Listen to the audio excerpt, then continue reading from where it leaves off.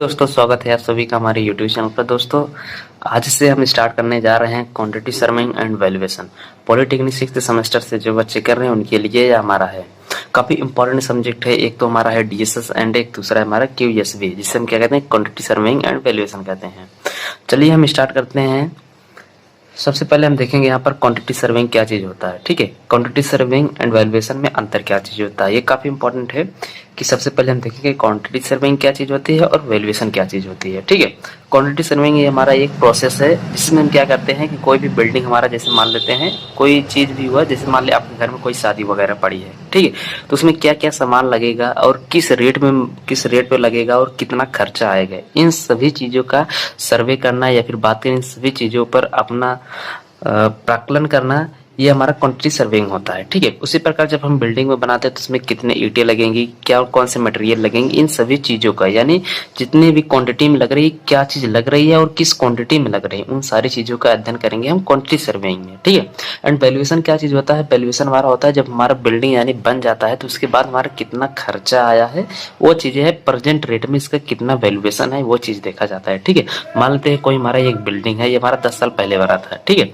तो आज के रेट में आज के समय में इसकी क्या वैल्यू है, वो चीज हम देखेंगे वैल्यूएशन में। ठीक है, एक चीज कंफर्म होगी क्वांटिटी सर्विंग क्या है और वैल्यूएशन क्या है। ठीक है, कुल मिलाकर आप इतना कह सकते हैं कि कोई भी बिल्डिंग बनने से पूर्व जो भी हमारा प्राकलन किया जाता है, जो भी हमारा सर्वे किया जाता है, उसे क्वांटिटी सर्विंग कहते हैं। क्वांटिटी सर्विंग को एस्टीमेट भी कहते हैं। ठीक है, एस्टिमेशन कहते हैं। और जब हमारा बिल्डिंग बन गया या फिर मान लो प्रोजेक्ट बन गया, उसके बाद जो भी कैलकुलेशन की जाती है उसे हम वैल्यूएशन कहते हैं। वैल्यूएशन किस लिए कहते हैं, ये सब आगे चीजें बात करेंगे। सबसे पहले हम बात लेते हैं क्वांटिटी सर्विंग क्या चीज होता है।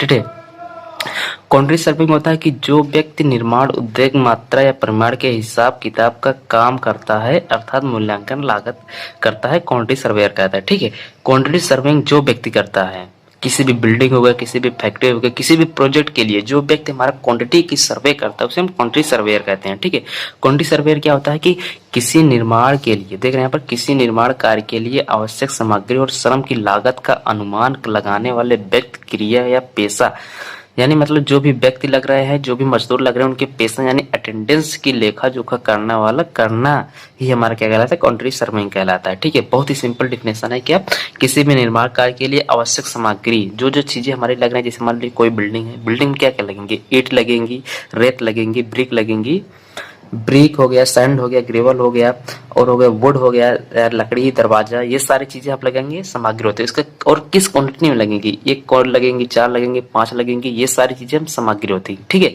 और श्रम की लागत यानी किस मेहनत में होगा। ठीक है, उसका मेहनत क्या चीज होगा, मेहनत होगा, और कितना मजदूर लगेंगे। ठीक है, इन सारी चीजों का अनुमान लगाना ही व्यक्ति की क्रिया और यह पेशा, यानी कौन मजदूर आया है, कौन मजदूर नहीं है, उनकी अटेंडेंस के लिए की लेखा जोखा करना ही क्या कहलाता है, क्वांटिटी सर्विंग कहलाता है। किसी भी निर्माण कार्य के लिए आवश्यक सामग्री और श्रम की लागत का अनुमान लगाने वाले व्यक्ति की क्रिया या पेशा की लेखा जोखा करना ही क्वांटिटी सर्विंग कहलाता है। कुल मिलाकर हम बात करें सीधे सीधे कि कोई भी बिल्डिंग है यदि हमारी बन रही है तो उसमें क्या क्या चीजें लगेंगी, उन सारी चीजों का अध्ययन करना या फिर कैलकुलेशन करना या फिर अनुमान लगाना ही हमारा क्वांटिटी सर्विंग कहलाता है। ठीक है, क्या समझ लिया आप क्वांटिटी सर्विंग क्या चीज होता है, बेसिक से डिफिनेशन। और जो व्यक्ति ये करता है क्वांटिटी सर्विंग, जो भी व्यक्ति करता है उसे हम क्वांटिटी सर्वेयर कहते हैं। ठीक है, जैसे हुआ जो व्यक्ति निर्माण उद्योग में मात्रा या परिमाण हो गया, मतलब क्वांटिटी हो गया, के हिसाब किताब का काम करता है, अर्थात मूल्यांकन यानी एस्टिमेशन, लागत का मूल्यांकन करता है, वो हमारा क्वांटिटी सर्वेयर कहलाता है। ठीक है, 2 चीजें हमारी क्लियर हो गई क्या कि एक क्वांटिटी सर्विंग क्या चीज होती है, किसी भी बिल्डिंग के लिए या फिर किसी भी प्रोजेक्ट में लगने वाले सामान का अध्ययन करना, या फिर जो भी मजदूर लगने वाले हैं, जो भी मशीनरी उसमें यूज होने वाली, कौन सी मशीनरी यूज होगी, उन सारी चीजों का सर्वे करना ही हमारा क्वांटिटी सर्विंग कहलाएगा। ठीक है, और जो भी व्यक्ति करेगा उसे हम क्या कहलाते हैं, क्वांटिटी सर्वेयर कहते हैं। ठीक है, संगणक मापक कहते हैं। चलिए अब आगे हम बात कर लेंगे कि इसके इम्पोर्टेंस से। हमने पढ़ लिया भाई क्वांटिटी सर्विंग है, ये चीज क्या होती है, क्यों होती है, हम इसे जर्नल यूज कैसे करते हैं, वो चीजें चलिए देख लेते हैं। ये हमारा सेकंड टॉपिक है। ठीक है, इंपॉर्टेंस ऑफ क्वांटिटी सर्विंग हमारा इंपॉर्टेंट है, ये हमारा पॉलिटिकल में कई बार पूछा भी जा चुका है एग्जाम, सेमेस्टर एग्जाम में। ठीक है, सबसे पहला हमारा क्या है, किसी भी परियोजना के शुरू होने से समाप्त होने तक लागत की योजना और व्यवसायिक प्रबंध करना। ठीक है, क्वांटिटी सर्विंग, ये किसी चीज, मान लेते इस बिल्डिंग में इतना बोरी, मान ले 50 बोरी सीमेंट लगना है। ठीक है, 50 बोरी सीमेंट और एक ट्राली हमारी गिट्टी लगना है और 2 ट्राली हमारी इसमें सैंड लगना है। ठीक है, इन सारी चीजें जब हमको पता हो गया और हम कि हाँ कहाँ से लेंगे, व्यवसायिक प्रबंध हो गया, मतलब कि किस दुकान से लेंगे। मान लीजिए एक दुकान दे रहा है हमें 400 रुपए बोरी सीमेंट और दूसरा दुकान दे रहा है 380 रुपए में, तो हम 380 वाले के यहाँ लेंगे, 400 यहाँ लेंगे। तो इसी को कहते हैं व्यवसायिक संबंध, जिसके यहाँ से हमें मुनाफा मिलेगा, जिसके यहाँ से हमारी कॉस्ट कम आएगी या फिर हमारा जो प्रोजेक्ट होगा वो हमारा सस्ता बनेगा, लागत कम लगेगी, उसी व्यवसाय को हम चुनेंगे। ठीक है, मान लीजिए हमारा 380 में दे रहा है और ये मान लीजिए गिट्टी हमारा महंगा दे रहा है, ग्रेवल हमारा दे रहा है, ये मान लीजिए 5000 रुपये टाली दे रहा है और ये हमारा दे रहा है 4500 रुपये टाली। तो सीमेंट इसके यहाँ से लेंगे और गिट्टी इसके यहाँ से लेंगे, सॉरी हाँ, सीमेंट यहाँ से लेंगे और ग्रेवल जो है यहाँ से लेंगे। ठीक है, इन सारी चीजों की कहते हैं व्यवसायिक प्रबंध कहते हैं, व्यवसाय प्रबंध करना। और कितने समय शुरू होने से समाप्त होने तक लागत की योजना, मान लीजिए शुरू कर दिए यहाँ पर कोई बिल्डिंग बन रहा है, आपने एस्टिमेट नहीं किया है, फिर मान लीजिए क्वांटिटी सर्विंग नहीं किया है, आपके पास एक सीमित धन होगा। ठीक है, मान लीजिए 1 लाख रुपए हुआ है आपके पास, घर बनवा रहे हैं। ठीक है, आप सोच रहे हैं 2 तल्ला बन जाए। अब क्या हुआ, एक मान लीजिए आपका एक फर्श बन गया, मतलब एक फ्लोर बन गया, तो जिससे दूसरा फ्लोर कर रहे हैं वो आधे पर ही, मतलब लेंटर नहीं हुआ तब तक आपका धन ये खत्म हो गया, तो हमारा वो खुला हो गया, तो मतलब उसका कोई इंपॉर्टेंट नहीं रह गया। तो इसीलिए कहते हैं कि कोई भी बिल्डिंग बनाने से पहले एक एस्टिमेट बनाया जाता है। जैसे वह घर पे मतलब हुआ शादी ब्याह से जब होता है, वहाँ शादी ब्याह होता है, तो उस कार्य में भी एस्टिमेशन तैयार किया जाता है। ठीक है, तो ये हमारा पहला इंपॉर्टेंट टॉपिक है, किसी परियोजना के शुरू होने से समाप्त होने तक लागत की योजना, कितनी लागत इसमें लग सकती है इस प्रोजेक्ट में। ठीक है, इन सभी को ज्ञात करने के लिए क्वांटिटी सर्वेइंग किया जाता है। और सेकंड है हमारा, सरकार द्वारा अनुमोदित भवन योजना प्राप्त करने के लिए एक अनुमान आवश्यक है। ठीक है, ये हमारा हुआ टेंडरिंग कहते हैं, जो हमारा सरकारी तरफ से आता है, काम आता है। जैसे वो हमारा आरसीसी रोड हो गया, ठीक है, रोड वगैरह बनाने को हो गया, ये सब हमारे टेंडर की वजह से चलते हैं। ठीक है, अब रोड में कितना रुपए लगेगा, ये सारी चीजों को करने के लिए भी क्वांटिटी सर्विंग किया जाता है। ठीक है, मान लेते कितने एमएम तक गिट्टी हमारे बिछेगी, कितने एमएम तक हमारे ग्रेवल रहेंगे, उसके बाद कितने एमएम तक हमारे जो सैंड्स रहेंगे वो महीन गिट्टी रहेंगी, बालू रहेंगी, इन सारी चीजों का कितने एमएम तक हमारा जो है बंधक पदार्थ लगेगा, इन सारी चीजों को अध्ययन करेंगे। कब, जब क्वांटिटी सर्विंग कर लेंगे तो कितनी मात्रा में लगेगा, और उसी के हिसाब से हम रेट भी तय करेंगे। और उस रेट से जब हमारा मान लेते हैं 1 किलोमीटर का सारा सेक्शन का हमारा आया एस्टिमेशन में कि हमारा आया मान लीजिए 10,000 आया। ठीक है, 1 किलोमीटर रोड को बनाने के लिए 10,000 आया, तब ये सरकार हमारी मान लीजिए अगर 8,000 रुपए में दे रही है प्रति किलोमीटर, तो कौन लेगा टेंडर, इसमें तो घाटा ही हो जाएगा ना।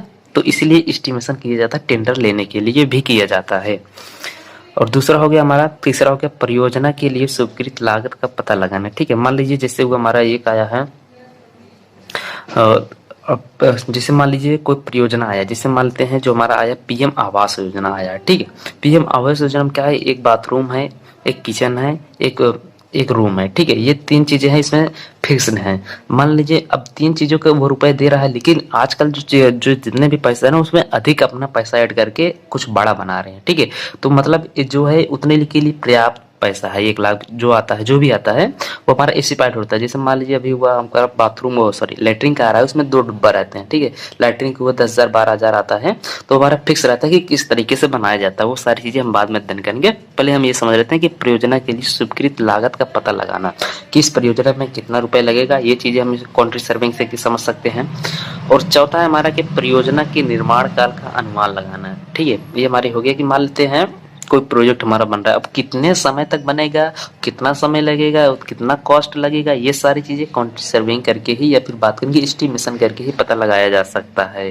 ठीक है, और पांचवा कि आवश्यक उपकरण एवं उपयुक्त श्रमिकों की व्यवस्था। ठीक है, मान लीजिए अपना प्रोजेक्ट अपना स्टार्ट कर दिया, अब उसमें आपको पता ही नहीं है कि कौन कौन सा मशीन लगेगा, कौन कौन से कितने श्रमिक लगेंगे, तब वहाँ पर दिक्कत आपको बन सकती है। ठीक है, इसीलिए पहले एस्टिमेशन में ये चीजें इंक्लूड की जाती हैं कि किस किस मशीन का प्रयोग करना है। ठीक है, मान लीजिए आपको ढुलाई कर रहे हैं आप 2 किलोमीटर से, आप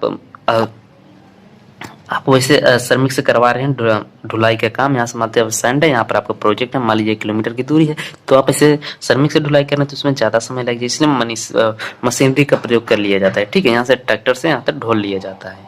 तो ये चीज़ होगी कौन कौन से उपकरण हमारे प्रयोग होने वाले हैं, और मिक्सर हो गया, मिक्सर मशीन हो गया, ये सारी चीज़ें हम उपकरण में याद करते हैं। ठीक है, और उपयुक्त श्रमिक की व्यवस्था, मान लीजिए आपको लेबर की आवश्यकता नहीं है, आपको राजगीर की व्यवस्था है। ठीक है, तो आपने लेबर कर दिए तो यहाँ पर आपको घाटा लग सकता है। ठीक है, तो वहाँ फिक्स है कि एक राजगीर के साथ कितने लेबर लगेंगे, ये सारी चीजें हमें क्वांटिटी सर्विंग या फिर एस्टिमेशन में करते हैं।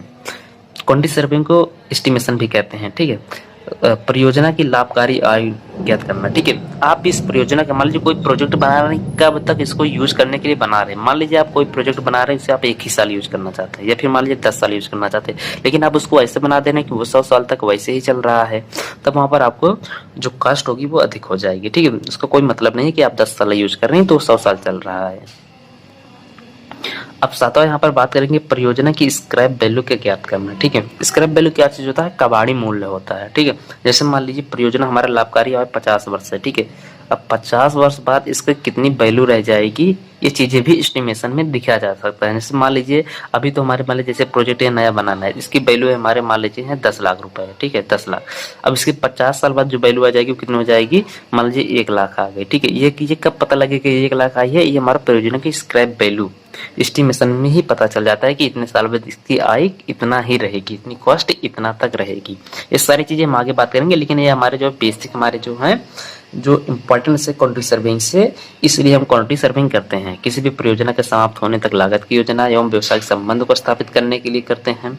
और दूसरा हमारा सरकार द्वारा अनुमोदित भवन योजना प्राप्त करने के लिए एक अनुमान आवश्यक करने के लिए भी क्वांटिटी सर्विंग करते हैं। और वह परियोजना के लिए स्वीकृत लागत का पता करना, पता लगाया जा सकता है, और परियोजना की निर्माण काल का अनुमान लगाया जा सकता है, और अनुमान आवश्यक उपकरण एवं उपयुक्त श्रमिक की व्यवस्था भी की जा सकती है एस्टिमेशन के दौरान। और परियोजना की लाभकारी आय तथा इसकी स्क्रैप वैल्यू भी पता की जा सकती है क्वांटिटी सर्वेइंग के माध्यम से। ठीक है, ये हमारे हैं क्या बेसिक हमारे इंपॉर्टेंस टर्म है कि हम क्वांटिटी सर्वेइंग क्यों करते हैं। ठीक है, सारी चीजें समझ में आ गई होंगी। फिर भी अगर आपको कोई भी डाउट रहता है नीचे कमेंट में आप बता दीजिएगा। ठीक है, चलिए आगे हम बात कर लेते हैं। अगला टॉपिक है हमारा, ये हमारा समझ लिया ना क्वांटिटी सर्विंग क्या चीज होता है और इतना इंपॉर्टेंट से है, ये दोनों चीजें हमने समझ लिया। अब बात करते हैं वैल्यूएशन के बारे में। ठीक है, चलिए देखते हैं वैल्यूएशन। ठीक है, वैल्यूएशन की बात करते हैं। वैल्यूएशन क्या चीज होता है, इसकी हिंदी होती है मूल्यांकन। मूल्यांकन एक ऐसी तकनीक है, ऐसी तकनीक या फिर ऐसी प्रक्रिया है जिसमें किसी मकान या दुकान या फैक्ट्री आदि का विभिन्न परिस्थितियों के अनुरूप वर्तमान मूल्य ज्ञात किया जा सकता है। हमने आपको पहले बताया क्वांटिटी सर्विंग क्या होता है, ये हमारा प्रोजेक्ट निर्माण काल के पहले किया जाता है। और वैल्यूएशन होता है जब प्रोजेक्ट हमारा पूरी तरीके से निर्माण हो गया, वो आज की डेट में उसकी कॉस्ट कितनी है, वो चीजें पता करने के लिए हम मूल्यांकन करते हैं। ठीक है, इससे हम क्या पता करते हैं कि किसी भी कोई हमारा मकान हो गया फिर फैक्ट्री हो गया, तो उसकी विभिन्न परिस्थितियों, मान लीजिए बाढ़ के सीजन में कितना आ गया, या फिर वो मतलब भूकंप से वो हमारा प्रभावित हो गया, तब उसकी मूल्य क्या है। ठीक है, तो ये हमारा हो गया विभिन्न परिस्थितियां होगी। इसके अनुरूप वर्तमान मूल्य क्या चीज है, वो आज के समय में उसकी क्या कॉस्ट है, कितनी मूल्य है, तो ये चीज हमारा हो गया वैल्यूएशन चीज होता है। वैल्यूएशन समझ में आ गया आपको क्या चीज होता है, कि मूल्यांकन एक ऐसी प्रक्रिया है जिसमें हम किसी भी मकान या दुकान या फैक्ट्री आदि के विभिन्न परिस्थितियों के अनुरूप, विभिन्न परिस्थितियों क्या हुआ, जैसे भूकंप हो गया, गर्मी हो गया, फिर बाढ़ हो गया, इन सारी चीजों हमारे क्या कहलाएंगे, विभिन्न परिस्थितियां कहलाएंगी। इसके अनुरूप वर्तमान समय में हमारी क्या कॉस्ट है इस प्रोजेक्ट की, या फिर बाद में इस बिल्डिंग की क्या कॉस्ट है, ये चीजें हमें पता की जाती हैं वैल्यूएशन के माध्यम से। ठीक है, अब वैल्यूएशन करने का उद्देश्य क्या है, चलिए इसको समझ लेते हैं। वैल्यूएशन का उद्देश्य क्या होता है, पर्पज ऑफ वैल्यूएशन। ठीक है, सबसे पहले हमारा बात करते हैं buying and selling of property. ठीक है, मान लीजिए कोई प्रॉपर्टी है, यहाँ पर ये हमारी प्रॉपर्टी, इसको खरीदने के लिए भी हम वैल्यूएशन करेंगे, यानी इसमें क्या क्या चीजें लगी हैं। ठीक है, इसके लिए भी हम क्या करेंगे, मान लीजिए खरीद रहे हैं तब पर भी हम वैल्यूएशन करेंगे, इतनी कॉस्ट क्या है आज के समय में। मान लीजिए जब ये बना था इसकी वैल्यू 5 लाख रुपए थी, आज के समय में इसकी वैल्यू 3 लाख है, तो हम 3 लाख में खरीदेंगे या फिर 5 लाख में खरीदेंगे, तो 3 लाख में खरीदेंगे। इसलिए इसके मतलब जब बिल्डिंग तैयार हुआ तो इसकी 5 लाख थी। कुछ चीज इसमें हरास होती है, डिप्रिसिएशन होती है, वो हम बाद में बात करेंगे डिप्रिसिएशन कैसे होती है और कैसे ज्ञात किया जा सकता है। ठीक है, मान लीजिए 5 लाख हो गई, तो धीरे धीरे घट के उसकी होगी 3 लाख रुपए हो गए। तो यहाँ पर हम आज के समय में 3 लाख है तो 5 लाख में लगेगा या फिर 3 में लगेगा, जो आज का समय होगा वहाँ पर लेंगे 3 लाख रुपए में लेंगे, खरीदेंगे, ठीक है। वैसे कोई बेचने की बात हुई, आप मान लीजिए जब बिल्डिंग बनवाए तो आप 5 लाख का था, लेकिन जैसे जैसे समय घटा उसमें कुछ प्रॉब्लम आती है तो वो भी हमारी उसकी कॉस्ट कम हो जाएगी, तो मान लीजिए 4.5 हो गया तो आप 4.5 में उसको बेचेंगे, ठीक है। इसलिए वैल्यूएशन करते हैं। बाइंग एंड सेलिंग के लिए भी वैल्यूएशन करते हैं, यानी खरीदने और बेचने के लिए प्रॉपर्टी को करते हैं। और मॉर्गेज क्या हुआ हमारा, जैसे वो गिरवी रखना हो गया, क्या गिरवी के लिए मानते हैं। आप जैसे गए लाला जी के यहाँ, जैसे मान लीजिए आपके पास मान लीजिए सोना है, ठीक है, सोना है तो आप गए मार्केट में लाला जी के पास, लाला कौन, सोनार, ठीक है। लाला जी के पास गए, कहे कि ये हमारा सामान आप रख लीजिए, उसके बाद इसके बदले में हमें कुछ पैसे दे दीजिए। मान लीजिए इसकी वैल्यू है मान लीजिए 10 लाख रुपए, ठीक है, आप इससे 5 लाख रुपए ले लीजिए, ठीक है। अब क्या हुआ, 5 लाख क्यों देगा, आपको पूरा तो 10 लाख देगा नहीं, ठीक है, या फिर 11 लाख आपको देगा नहीं, क्यों नहीं देगा, वो आगे हम बात करेंगे जब इसकी पूरी टर्म्स के बारे में बात करेंगे, ठीक है। मान लीजिए आपको 5 लाख रुपए दे दिए, ठीक है, जब इसको आप 5 लाख रुपए या फिर मान लीजिए कुछ सो तो वो भी मांगेगा कि हम 5 लाख रुपए तुमको दे रहे हैं, तो और एक्स्ट्रा हमको दोगे तब हम आपको ये हमारा जो सामान है सोना इसको हम वापस करेंगे आपको, ठीक है। तब यहाँ से गिरवी के लिए भी वैल्यूएशन किया जाता है। हो गया तीसरा हमारा रेंट फिक्सेशन के लिए, ठीक है। जैसे वो मान लीजिए कोई बिल्डिंग है, आप मान लीजिए जिस रूम में रहते हैं, ठीक है, उस रूम में भी कुछ चीजें आप मांगे होंगे ना कि हमें ये मान लीजिए 2 तखत चाहिए, किचन चाहिए, एक अलमारी चाहिए, तब हम इतना किराया देंगे, ठीक है। इसके लिए भी वैल्यूएशन करना ही जरूरी है। जो आप इतना कह रहे हैं कि हमें इतना चाहिए, इसका कॉस्ट क्या होगा, वही कॉस्ट को हम वैल्यूएशन कहते हैं, ठीक है। रेंट फिक्सेशन हो गया, ठीक है। और चौथा हो गया हमारा फॉर सिक्योरिटी ऑफ लोन के लिए हो गया। जब भी आप बैंकों में जाते हैं तो आपको मान लीजिए जमीनी कागज, कोई जमीन पर लोन लेता है तो आप जमीनी कागजात उससे जमा करते हैं, ठीक है, कि हमारे पास इतनी जमीन है, हमें आप लोन दे दीजिए, अगर हमने नहीं चुका पाए तो आप हमारी ये जमीन आप कब्जा कर लीजिएगा या फिर आप ले लीजिएगा, ठीक है। ये हो गया हमारा। और ऐसे हुए हमारा 5, 6, 7, 8 टॉपिक है। सारे टॉपिक आप समझ में आ गया। जो भी टॉपिक नहीं समझ आया तो आप नीचे कमेंट में आप जरूर बताइएगा, ठीक है। सारी चीजें हम आपको बता देंगे, ठीक है। और क्या हो गया, ऑन कोर्ट डिमांड हो गया। ऑन कोर्ट डिमांड मतलब कैसे हो गया कि मान लीजिए जैसे कोर्ट में कोई मुकदमा चल रहा है, ठीक है, आप उसमें मुकदमा चल रहा है, मुकदमा में मान लीजिए कोई चीज आपने जैसे 50,000 की चीज है, किसी से आप उधार ले लिए, आप नहीं लौटा रहे हैं, ठीक है, तो क्या करेगा, वो कोर्ट में जाएगा, जिसका आप लिए हैं वो कोर्ट में जाएगा, अपना सब डॉक्यूमेंट रखेगा कि हमने फला ने इतना रुपए लिए था, आप नहीं वापस कर रहे हैं, तो क्या करेगा, वो 50,000 की चीज आपको आपकी डिमांड मतलब कोर्ट जो डिमांड करेगी, आप 50,000 से नहीं लौटा पाते हैं तो कुछ जमीन आप दे दीजिए या फिर कुछ आप उनको 50,000 की वस्तु दे दीजिए, ठीक है। तो क्या हो जाएगा, ये हमारा कोर्ट डिमांड में भी वैल्यूएशन की जाती है। मान लीजिए बिल्डिंग दे दी इसको 50,000, जिसकी कीमत 50,000 है तो 50,000 लौटा दिए, ठीक है। स्टाम्प ड्यूटी हो गया, मान लीजिए इसे स्टाम्प पे भी किया जाता है, और टैक्स के लिए किया जाता है कि आपके पास कितनी, मान लीजिए आपके पास 10 लाख की है संपत्ति है तो आप इस पर इतना टैक्स दीजिए, तो इसके लिए वैल्यूएशन का आप 10 लाख कैसे पता चला, वो वैल्यूएशन करेंगे तब पता चलेगा। उसके बाद इक्वलाइजेशन के लिए, इक्वलाइजेशन मतलब अधिग्रहण के लिए भी किया जाता है कि हम तुम्हारी जमीन इतना ग्रहण कर रहे हैं, हम आपको इतना रुपए दे रहे हैं, इसकी कॉस्ट इतना है तो इतना दे रहे हैं, ठीक है। ये हमारे हो गया द 8 टर्म्स जो हमारा पर्पज ऑफ वैल्यूएशन है, और बाकी सारी चीजें बस इतना ही इम्पोर्टेंट है, ठीक है।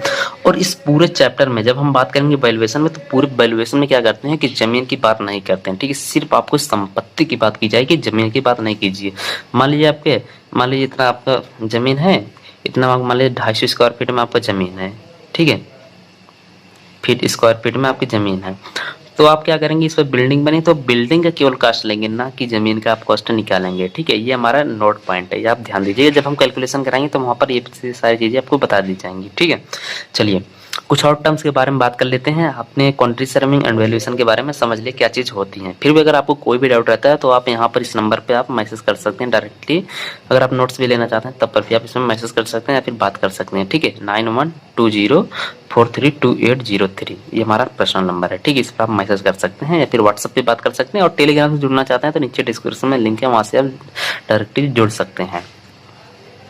चलिए अब आगे हम बात करते हैं कुछ और टर्म्स के बारे में। जैसे हुआ मान लेते हैं क्या हुआ, एस्टीमेट क्या हुआ, अभी हम आपको पूछ रहे हैं कि चलिए देखते हैं कि किसी प्रस्तावित निर्माण कार्य पर होने वाला व्यय का किसी युक्त संगत या व्यवहारिक स्वीकृत विधि द्वारा अनुमान लगाना है, एस्टीमेट कहलाता है। मान लीजिए कोई बिल्डिंग बन रही, इसमें क्या चीजें लगेंगी, मान लीजिए इतना एक ट्राली ईंट लगी, एक ट्राली ईंट मतलब हो गया 2000 ईंट लगेंगी, ठीक है, 2000 ईंट हो गई, और ये हो गया हमारा 150 मीटर की हमारा हो गया सैंड लगेंगी, और हमारा 500 मीटर क्यूब हो गया हमारा ग्रेवल लगेंगे। ठीक है, ऐसी सारी चीजें हैं हमारा। अब इन सारी चीजों का हम पहले एक मोटा मोटा तौर पर एक एस्टिमेट करते हैं। मोटे तौर पर हम देखते हैं कि इतना इतना चीज है तो इतना से मल्टीप्लाई करेंगे। अगर मान लीजिए इसका रेट है, एक ईंट का रेट है 6 रुपए और इसका हम 1 मीटर क्यूब का है 100 रुपए, 1 मीटर क्यूब का 80 रुपए, तो ऐसा कैलकुलेशन करेंगे। तो ये सारे कैलकुलेशन को हम क्या कहते हैं, बिल्डिंग से पहले या फिर मात्र व्यवहारिक रूप से फिर स्वीकार विधि द्वारा एक विधि होती है, वो विधि हम आगे चीज बात करेंगे कौन कौन सी विधि से हम एस्टिमेट को निकालते हैं। ठीक है, ये विधि हमारा है, इसको हम आगे बात करेंगे। प्लिंथ एरिया मेथड हो गया, क्यूबिक हो गया, एरिया मेथड हो गया, ये सारी चीजें हम आगे बात करेंगे कैसे निकाला जाता है। ठीक है, हर एक चीज आपको कैलकुलेशन के माध्यम से बताएंगे। ठीक है, इसको क्या कहते हैं, किसी भी प्रस्तावित कार्य पर होने वाले व्यय कितना रुपए इस पर खर्च होगा और किसी युक्त संगति कि हम मतलब किस मशीनरी का प्रयोग करके कितना खर्च आएगा, इस मशीनरी का प्रयोग करेंगे कितना खर्च आएगा। या फिर बात करेंगे व्यवहारिक स्वीकार विधि द्वारा हम जब किसी भी लागत का अनुमान लगाते हैं, किसी भी प्रोजेक्ट में जितनी लागत लगेगी उसका अनुमान लगाना ही हमारा एस्टीमेट कहलाता है, फिर प्राक्कलन कहलाता है। इसके लिए हम क्वांटिटी सर्वेइंग की आवश्यकता पड़ती है। क्वांटिटी सर्वेइंग आपको पहले बता दी, क्वांटिटी सर्वेइंग एस्टीमेट किसी भी चीज का अगर एस्टीमेट निकालेंगे तो उसके लिए भी क्वांटिटी सर्वेइंग की आवश्यकता पड़ती है। ठीक है, ये हमारा रहे बेसिक चीजें हैं। हमने समझ लिया क्या क्या समझ लिए, क्वांटिटी सर्वेइंग समझ लिया क्या क्या, सॉरी क्वांटिटी सर्वेइंग देख लीजिए। क्वांटिटी सर्वेइंग क्या जो एक बार फिर से देखते हैं। क्वांटिटी सर्वेइंग क्या होता है, किसी भी निर्माण कार्य की आवश्यक सामग्री या श्रम की लागत या अनुमान लगाने वाले व्यक्ति की क्रिया या पेशा अटेंडेंस की लेखा जोखा करना ही हमारा क्वांटिटी सर्वेइंग कहलाता है। अब इसकी इंपॉर्टेंस क्या चीज है, ये चीज हमने अध्ययन कर ली है। ठीक है, और इसके बाद हमने एक बात की वैल्यूएशन के बारे में, वैल्यूएशन क्या चीज होता है। उसके बाद हमने बात कर ली है पर्पज ऑफ वैल्यूएशन। उसके बाद कुछ नोट पॉइंट्स हमने देखा कि जमीन की बात नहीं की जाएगी। ठीक है, पर्पज क्या क्या था हमारा, buying and selling of property हो गया, मॉर्गेज हो गया, रेंट फिक्सेशन हो गया, फॉर एक सिक्योरिटी लोन हो गया, इस पे कैलकुलेशन हो गया। उसके बाद अनकोल्ड डिमांड हो गया, स्टाम्प ड्यूटी हो गया, टैक्स हो गया, इक्वलाइजेशन हो गया। इसके इक्वलाइजेशन मतलब अधिग्रहण होता है। ठीक है, हो गया। उसके बाद एस्टीमेट के बारे में बात करें, किसी भी प्रस्तावित निर्माण कार्य पर होने वाला व्यय की लागत या फिर युक्त संगत हो गया या फिर व्यवहारिक विधि द्वारा हम यदि उसका अनुमान लगा रहे हैं लागत का, तो हमारे क्या हो जाएगा, एस्टीमेट कहलाता है। और एस्टीमेट के लिए हमें कौन सी आवश्यकता पड़ती है, क्वांटिटी सर्वेइंग की आवश्यकता पड़ती है। ठीक है, एक क्वेश्चन है आपका, हम आपसे पूछ रहे हैं और नीचे कमेंट में बताइएगा कि वैल्यूएशन कब किया जाता है और क्वांटिटी सर्वेइंग कब किया जाता है, ये हमारा क्वेश्चन है। ठीक है, नीचे कमेंट में बताइए कब किया जाता है।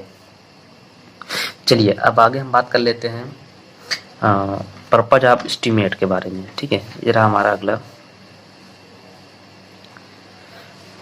पर्पज ऑफ एस्टीमेट, यानी एस्टीमेट क्यों करते हैं। ठीक है, परिव्यय मतलब हो गया सस्ता परिव्यय बनाने के लिए। मान लीजिए कोई बिल्डिंग आप बना रहे हैं, उसमें मान लीजिए 10 लाख का खर्चा आ रहा है, आप मोटा मोटा खर्चा देख रहे हैं 10 लाख आ रहा है, तो उसमें कुछ चीजें हम हटा देंगे, कुछ चीजें हम एक्सक्लूड कर देंगे, कुछ चीजें इंक्लूड कर देंगे जिससे हमारी सस्ती हो जाएंगी। ठीक है, तो हमारे क्या परिव्यय मतलब जो प्रोजेक्ट है उसको सस्ता बनाने के लिए हम एस्टीमेट का भी प्रयोग करते हैं। ठीक है, ये हो गया हमारा। और हमारा दूसरा क्या, सामग्री, औजार, यंत्र और श्रमिक व समय का। सामग्री हो गया कौन कौन सी चीजें हम इसमें प्रयोग में लानी है, और औजार यंत्र हो गया जिससे मतलब कोई भी, जैसे मान लो ढुलाई कार्य के लिए हम ट्रैक्टर का प्रयोग करेंगे, और मिक्सिंग के लिए हम हाथ से नहीं मिक्स करवाएंगे श्रमिकों से, हम इसके लिए मिक्सिंग मशीन का प्रयोग करेंगे जिससे हमारा कार्य जल्दी हो जाएगा। ठीक है, और सस्ता भी पड़ता है, और कार्य की जो स्ट्रेंथ होती है वो मजबूत भी होती है, स्ट्रेंथ मतलब काफी अच्छी खासी हो जाती है। ठीक है, और हो गया श्रमिक व समय, कितने श्रमिक की आवश्यकता होगी, ये चीजें हम एस्टीमेट में देखते हैं, और समय कितने समय में हमारी योजना ये पूर्ण हो जाएंगी, ये सारी चीजें हम एस्टीमेट से कैलकुलेट कर सकते हैं। ठीक है, और हमारा विशिष्टियां क्या होगी, जैसे मान लीजिए मैनेजर है, मांग रहा है कि 4 रूम, मान लीजिए इतना बड़ा प्लॉट है हमारा, इसमें 4 रूम चाहिए और 2 खिड़की चाहिए, 1 दरवाजा चाहिए, तो ये विशिष्टियां होंगी। ये सारी चीजों को ध्यान में रखकर ही एस्टीमेट किया जाता है।